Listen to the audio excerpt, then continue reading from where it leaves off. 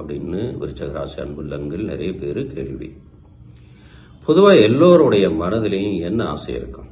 குடும்பம்னா சண்டை இருக்கக்கூடாது, தொழில்னா நிறைய பணம் வரணும், சமூகம்னா எனக்கு ஒரு பெயரும் புகழும் இருக்கணும், ஒரு பிரபலமாக நான் வாழணும். இந்த ஆசை எல்லோருக்கும் உண்டு. இந்த ஆசை விருச்சிக ராசி அன்பு சகோதர சகோதரிகளுக்கும் இருக்கிறது.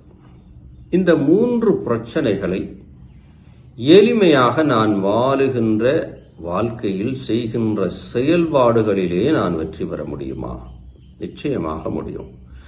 ஜாதகத்தை நாம் பார்க்க வேண்டாம். ஜாதகத்தில் இருக்கக்கூடிய கிரக ஏற்றத்தாழ்வுகளை நான் கவனத்தில் கொள்ளவில்லை. என்னுடைய அன்றாட வாழ்க்கையில நான் ஜெயிக்கணும். இதுக்கு சூட்சும தந்திரங்கள் உண்டா அப்படின்னு கேட்கக்கூடிய விருச்சிக ராசி அன்பு சகோதர சகோதரிகளுக்கு ஒன்றை சொல்லுகின்றேன்.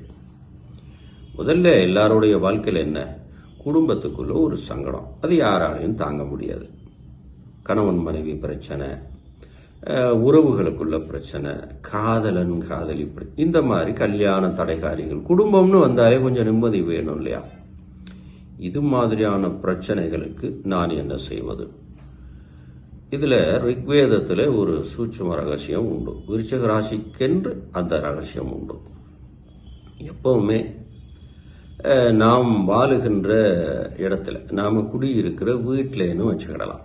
இந்த வீடு தானே முக்கியம். இங்க கணவன் மனைவி ப்ராப்ளம் வந்துட்டே இருக்கு. விருச்சிக ராசி அன்புள்ளங்கள் அந்த மாதிரியான ஒரு பிரச்சனைக்குள்ள சிக்கி இருக்கிற நபர்களுக்கு தான். மற்றபடி சந்தோஷமா வாழக்கூடிய நபர்களுக்கு இல்லை. யாருக்கு பசியோ அவங்களுக்கு தானே.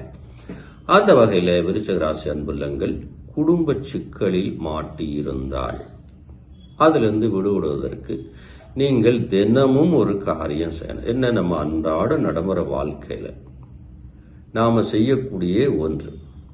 காலையில குளிக்கிறீங்க, குளிச்சுட்டு தூய்மையான ஆடை. எப்பயுமே அழுக்கு உங்களுக்கு ஆகாது. முதல்ல அதை தெரிஞ்சுக்குங்க.